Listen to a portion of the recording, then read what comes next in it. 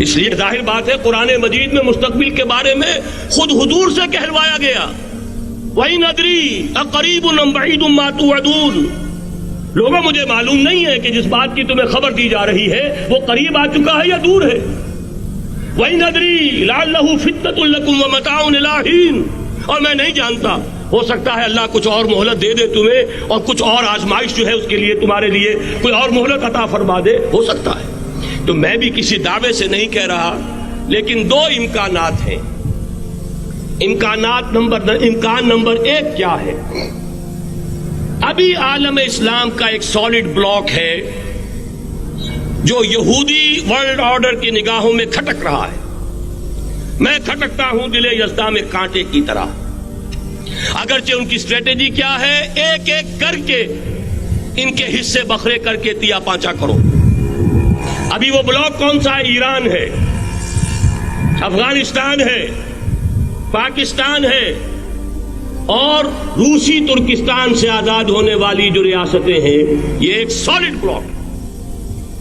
یہ عجمی مسلمان عربی نہیں، عربی گئے، یہ نوٹ کر لیجئے، اس لیے کہ عربوں کو اللہ نے فضیلت دی تھی، محمد ان میں سے تھے صلی اللہ علیہ وسلم، یہ رتبہ بلند ملا جن کو مل گیا۔ لیکن ساتھ ہی اللہ نے دھمکی بھی دے دی تھی سورہ محمد میں، ان تتولوا یستبدل قوما غیرکم، اگر تم پیٹھ دکھا دو گے اس مشن کو جو ہم نے تمہارے حوالے کیا ہے، تمہیں ہٹائیں گے، کسی اور کو لے آئیں گے۔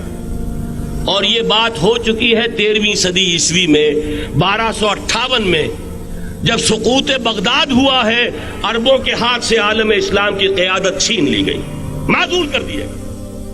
اس کے بعد قیادت کن کے ہاتھوں میں آئی؟ ترکوں کے ہاتھ میں۔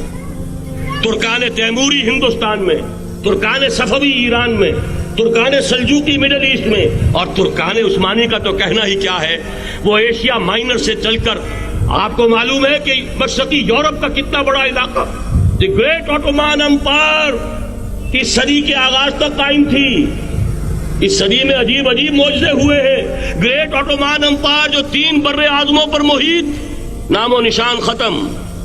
The great U S S R, نام و نشان ختم۔ اب تو روس صاحب ایک ملک کی حیثیت سے رہ گئے۔ یہ اس صدی میں دو اور وقت نہیں ہے میں اور آپ کو کیا بتاؤں، اس صدی میں تو بڑے بڑے عجیب عجوبے ہوئے ہیں، بڑی بڑی 2 عظیم جنگیں ہو چکی ہیں، تیسری جو ہے سر پر کھڑی ہے، دور نہیں ہے، جس کو حدیث میں کہا گیا ہے الملحمۃ العظمی، تاریخ انسانی کی عظیم ترین جنگ، اور وہی صلیبی جنگ جس کا آغاز بوسنیا سے ہو چکا ہے۔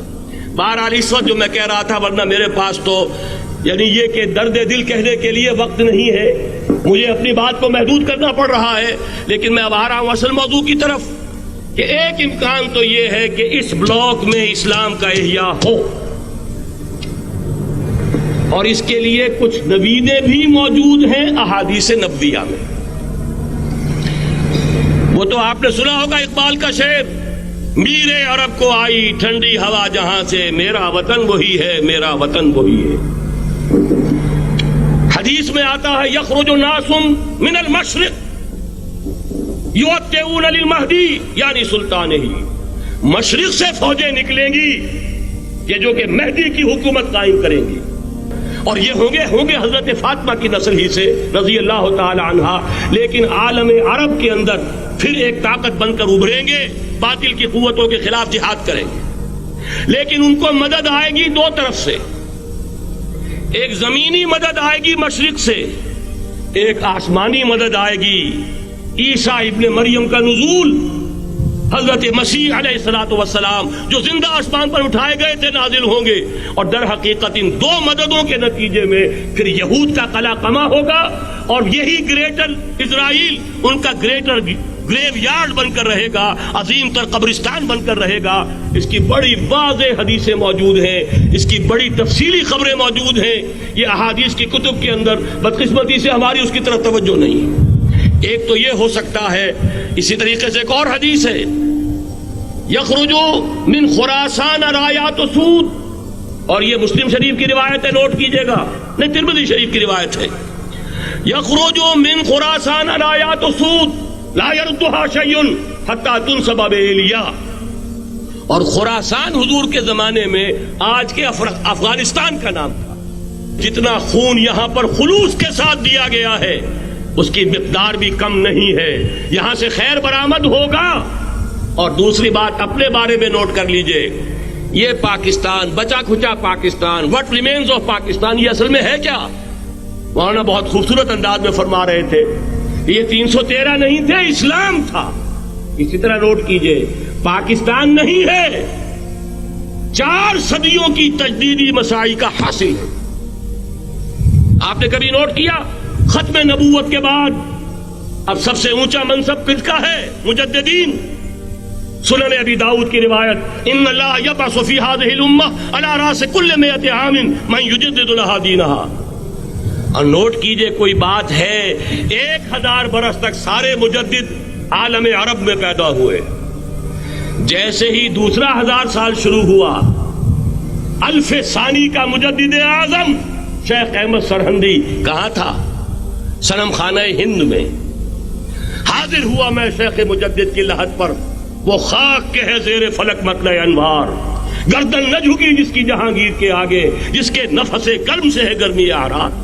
وہ پھر 12ویں صدی کا مجدد اعظم امام الہند شاہ ولی اللہ دہلوی، 13ویں صدی کا مجدد اعظم سید احمد بریلوی، اس کے خون کا امین اور اس کے ساتھ کے شہداء کے خون کا امین، ان کے جسموں کا امین آپ کا خطہ ہزارہ، آپ کا خطہ سوات، اس میں ان کی جانیں ہیں جو دی گئی ہیں. اور وہ نہایت میں آپ سے عرض کر دوں، دور صحابہ کے بعد اتنا خالص اسلامی جہاد پوری مسلمان تاریخ میں نہیں ملے گا جتنا وہ تحریک شہیدین کا.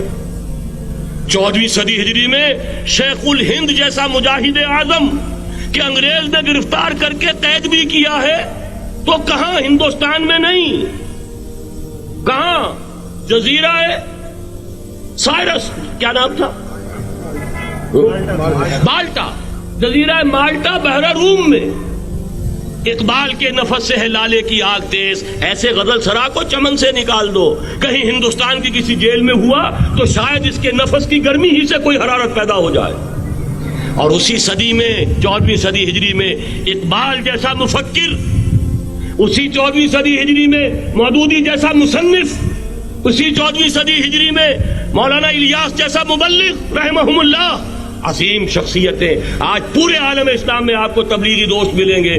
یہ کہاں سے شروع ہوئی تحریک؟ دہلی کی ایک چھوٹی سی مسجد سے. وہ مسجد بنگلے والی اب تو بڑی عالیشان ہو گئی ہے، جب وہاں شروع ہوا تھا کام بڑی چھوٹی سی مسجد. یہ سارے کام یہاں کیوں ہوئے؟